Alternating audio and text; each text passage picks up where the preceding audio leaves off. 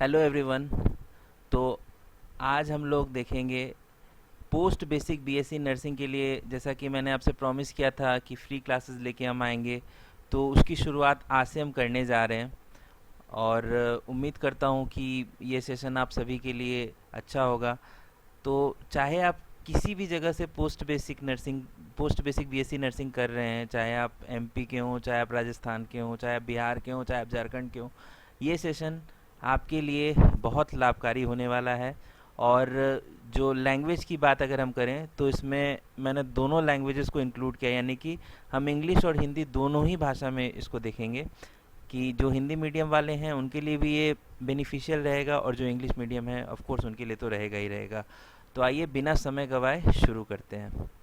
देखिए, ये है हमारा इंट्रोडक्शन टू नर्सिंग एजुकेशन की पहली क्लास, और ये आप आईएनसी का सिलेबस देख सकते हैं। और इसमें सबसे पहला जो यूनिट है, क्योंकि नर्सिंग एजुकेशन आप लोग के लिए बिल्कुल नया सब्जेक्ट है, क्योंकि जीएनएम में इंटर्नशिप में थोड़ा बहुत आपको पढ़ना था, और यहाँ हम लोग डिटेल्स में देखेंगे। तो आज की क्लास में हम लोग इसके बेसिक कॉन्सेप्ट, एजुकेशन के बेसिक कॉन्सेप्ट, उसके मीनिंग पर फोकस करेंगे।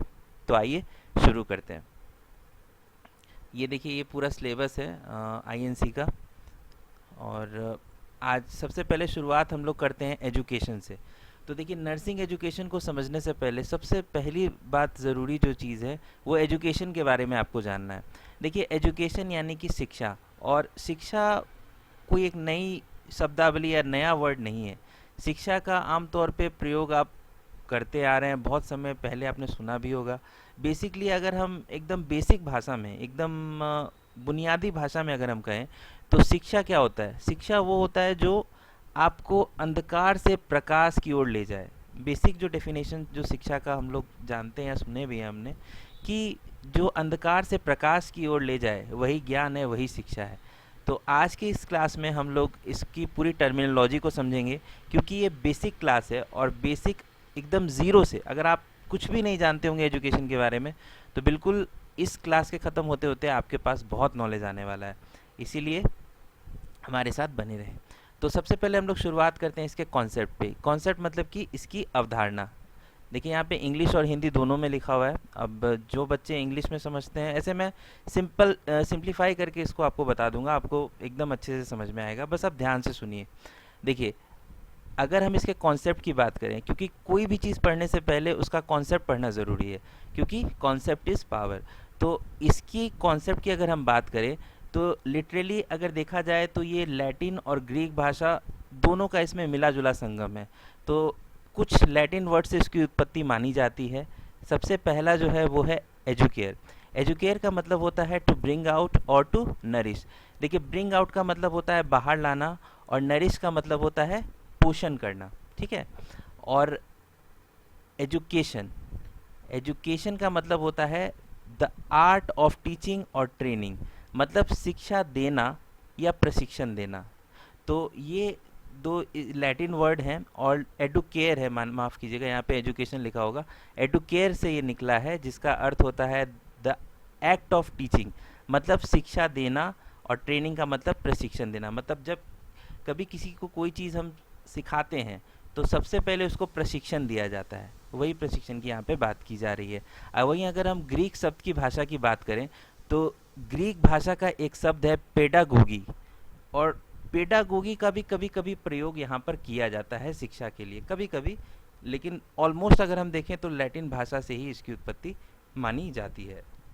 वहीं अगर हम हमारे भारतीय संदर्भ में बात करें, तो आपने देखा होगा कि एजुकेशन का मतलब शिक्षा हम कहते हैं। तो देखिए, शिक्षा जो है ये भी एक SHAS यानी कि शश वर्ड से निकला हुआ माना जाता है, जिसका अर्थ होता है टू डिसिप्लिन। डिसिप्लिन का मतलब होता है अनुशासित करना। यहाँ पे अनुशासन लिखा हुआ है, थोड़ा सा प्रिंटिंग मिस्टेक है।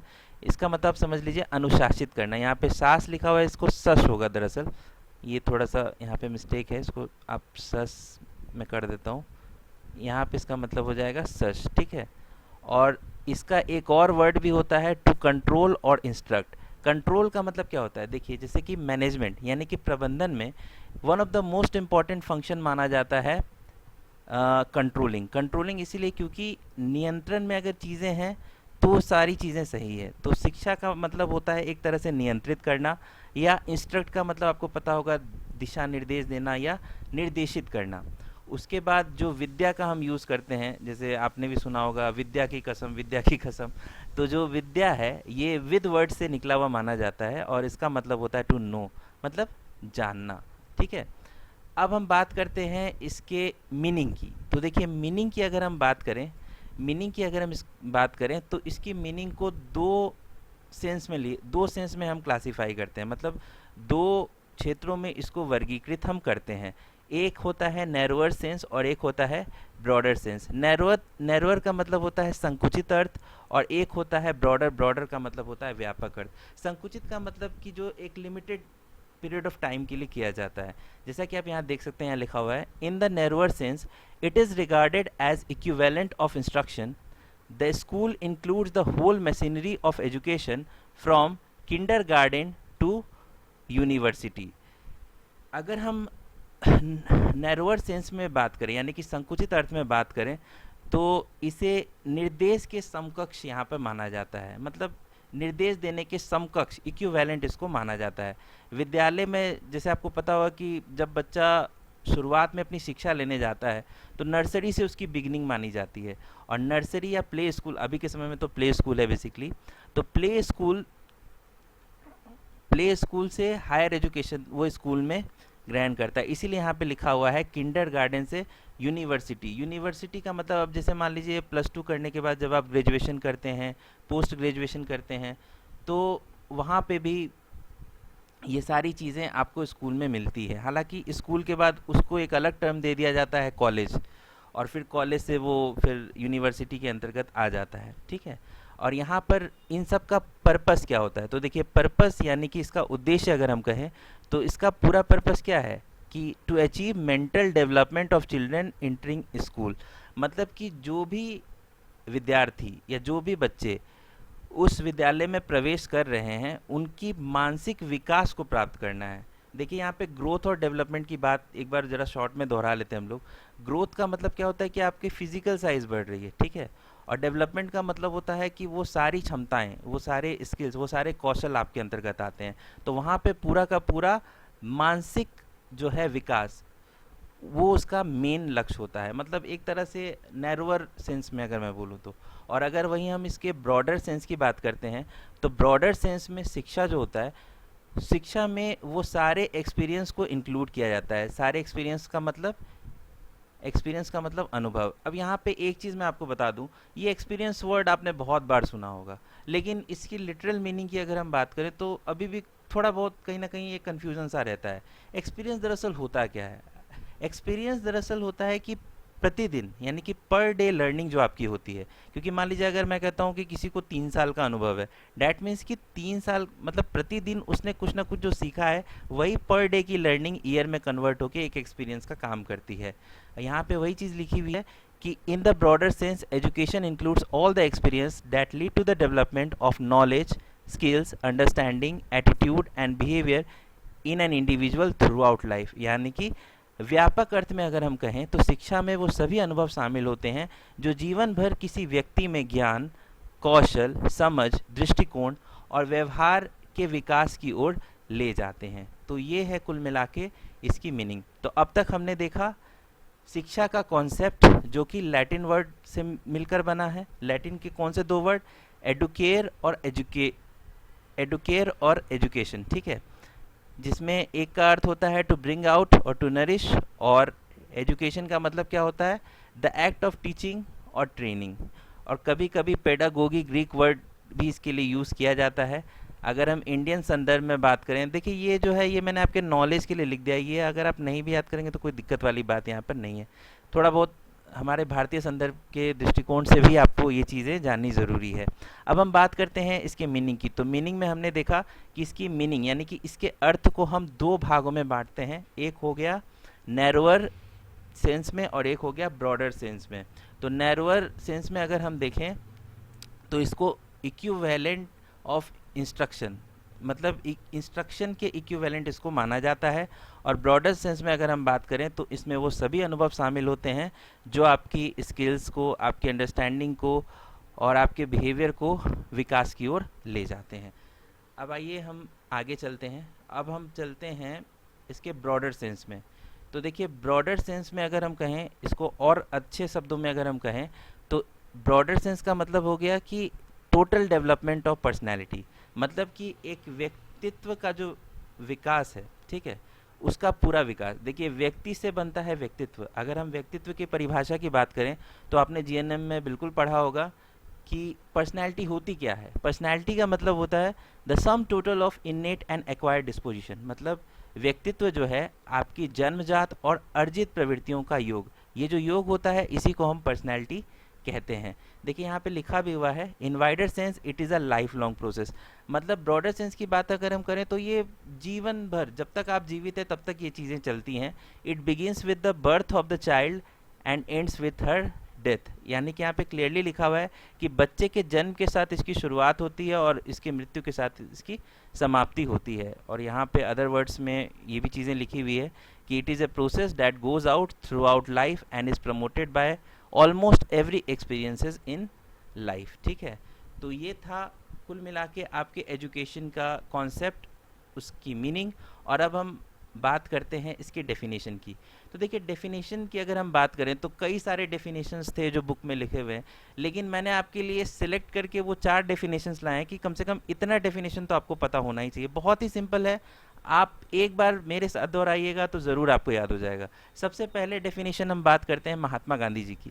महात्मा गांधी जी ने क्या कहा है? By education I mean all round drawing out of the best in child and man's body, mind and spirit.